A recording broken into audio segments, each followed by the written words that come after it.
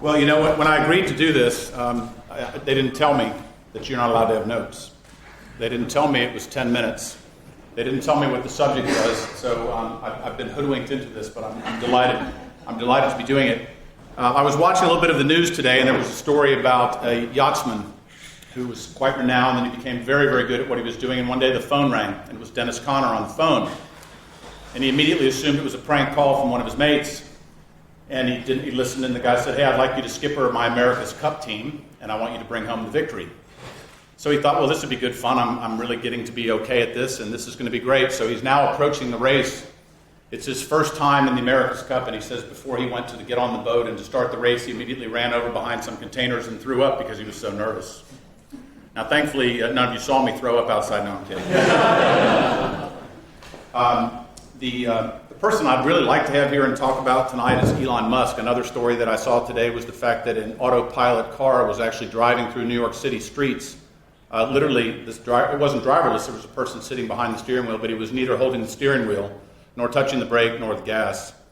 Little dime-sized sensors all the way around the car. So Elon Musk has figured this out while Google and everybody else is talking about it. And here it is driving through the cities of New York. And of course, it's a software download once. If you know about the Teslas, it's a software download once you have the product as they seek to upgrade the capability of the vehicle. So I thought, well, what does all this have to do with collaboration? Well, at the end of the day, if you think about somebody winning the America's Cup or somebody trying to put together the driverless car, it's really an amazing feat of collaboration. And in fact, if you look at success across most everything in our lives, whether it's family, whether it's sport, whether it's business, collaboration is at the heart of that. So it's an easy topic to be talking about. And it really means a lot to our firm, which I'm going to talk about in a second. But I want to tell you how grateful I am to be second, because A, I could only have one glass of wine before this, and B, when I'm done, I can have no limits to the wine. But I would really like to have been last, because I know that none of you will remember anything that the last person says. But hopefully it's all going to be captured in a digital manner, so you'll have an opportunity to hear about that. So collaboration, collaborate, the act of making something with someone or creating something. So this is a fascinating word for us. A week from today, we will have the Collaborate event, which is Alsbridge's annual supplier event in Dallas, Texas. This is the first year that we've given it a name that is simply Collaborate. And the point of it is we've tried to become an industry event as opposed to an Alsbridge commercial. In the old days, it was more of an Alsbridge commercial, and I've been to a few of them, and the providers in this room that have been to those kinds of things find them to be mind-numbing, and you kind of have to go because you're a provider and you want to be friends with Alsbridge because you want to see the transactions that we look at. I mean, I get all that. But so we're trying to make it a very much an industry event. And collaboration is really fantastic as a theme for our business, and it was one of the core reasons why we were so attracted to the Source business and why we decided to bring them into the family and they decided to join the family. We think stylistically that Alsbridge, and I know we're not supposed to sell anything tonight, so I won't sell anything, but Alsbridge has a style about it that is collaborative in nature. And the way I decided, I got to look at the time, 6:45. By the way, the object of the exercise is to finish on 0. So when I stop talking, it will be 0. So I thought maybe the way to make the point about collaboration would be to tell a small story, particularly since I don't need notes for the story, about the history of the third-party advisory business, which many of you may know, and if you're a provider, you can feign interest because it might be slightly interesting to what you do. So in 1989, Warren Gallant, who was one of the co-founders of TPI, and Denny McGuire decided to start a business to help big enterprises figure out how to buy the stuff that EDS, which is where Denny worked at Accenture, then Anderson Consulting.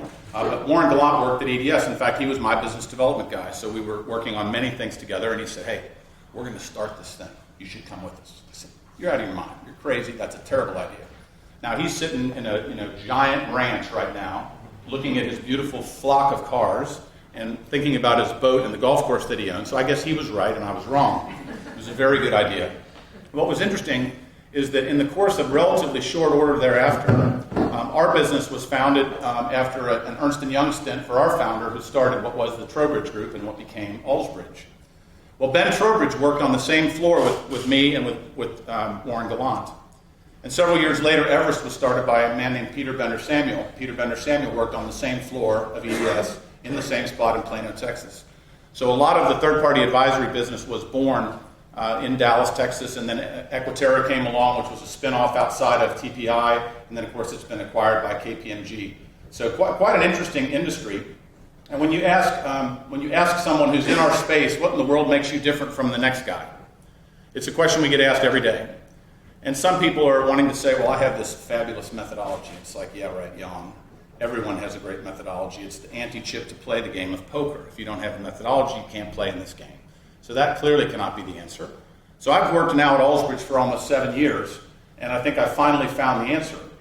And for us, it is collaboration. It is our style of trying to find a sustainable relationship between two parties, a commercial enterprise and a supplier, a provider, and to run a process that is based in objectivity, based in data, and that also allows the emotion of the decision by the buyer to make a selection on who they would like to work with. It's very collaborative. In fact, it's a lot like these things, right? You're not allowed to have big, huge PowerPoint presentations and have your poor enterprise customer pass out from boredom in watching PowerPoint slides. So we only allow one short PowerPoint that is an introduction of who you are as a provider.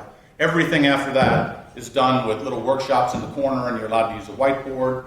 And the intent of that is to let people come to know who they might be buying from and to collaborate together on hearing about how the work would be done together rather than simply responding to the wonderful giant spreadsheets that if you've ever responded to a TPI deal, which was originated by TPI, and I give them great credit. But I remember being at EDS and thinking of the opposite of collaboration. If you were to call the prospect during the sales cycle, you're eliminated. If you were to respond in a spreadsheet larger than the exact space given to you in the spreadsheet cell, you're eliminated. So that was much more someone wins, and usually it was the enterprise, a good show for them, and someone loses, and unfortunately that was the provider. So what did that manifest itself? You're the poor account manager that's just inherited a big win. The sales team is delirious. You've just taken it on. There's a cost model that you couldn't possibly run the business to. There's a contract that's impossibly difficult to work with, and you're supposed to make a happy customer. Well, that's no good. So what did that result in? It resulted in a lot of divorces. How am I doing here? 2.5, 3 minutes. So it resulted in a lot of divorces. Now, divorce, as we all know, if you've sadly experienced it personally, you know it's not a particularly pleasant experience. The solicitors, the barristers, the lawyers, the attorneys do fabulously. And it's actually true in the corporate world as well. And the CIO, most of us think, stands for Chief Information Officer. But if you've gone through a divorce in an outsourcing deal, it stands for career is over. Because you won't be working there anymore. So the thing that we have spent a lot of energy over the course of the history of Alsbridge is this collaborative style, fueled by change management. And what we really want to do is continue. We have a no divorce track record. So for us, what that means is in 13 years, we have not had one time where an enterprise that we've worked with and a provider that we've worked with, and some of them are in this room, have ever seen it necessary to prematurely take apart the transaction. And we owe that to collaboration and the fact that we try to make it a process that allows the enterprise to get to know the provider and vice versa.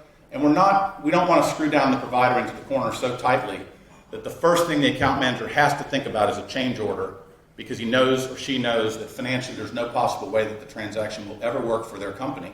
And they dread the notion of the first call they get a month later, so how are we doing? Can we look at that cost model and the point of sale? You look like you're behind the number. Well, I just got here. I didn't do this deal. I don't know about these terms and conditions. I wasn't on the team. I'm sorry, what did you say? We're behind. That's all they can hear.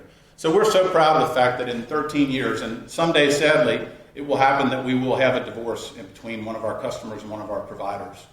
It will happen, but hopefully not on my watch, and we'll see how that goes. But collaboration, it was interesting as I thought about collaboration today, knowing I would have no notes. It seemed that everything that passed before me, whether it was a story or a television show or the news, was emphasizing the fact that collaboration in our life, as we think about it, is ultimately behind every success that we're involved in. Somehow, some way, the C word, collaboration or communication, is another word which is at the core of collaboration.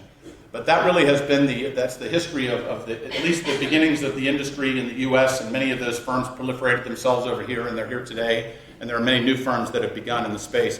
But it's a fabulous and wonderful industry, and it's been refueled and reboosted by the fact, 30 seconds, I'm getting close, it's almost over. It's been fueled and boosted by the fact that things like robotics come along, things like the cloud and SMAC, and all these amazing changes in technology that are coming at a faster and faster pace. The beautiful thing is that's God helping our industry, because the more of that complexity and challenge that exists, the more people need firms like Alsbridge. So I'm really delighted to be here tonight. I thank you all for feigning interest. You did a great job. I didn't see anybody nodding off. I have 4 seconds, so I would like to tell you, have a fabulous night, and thank you very much.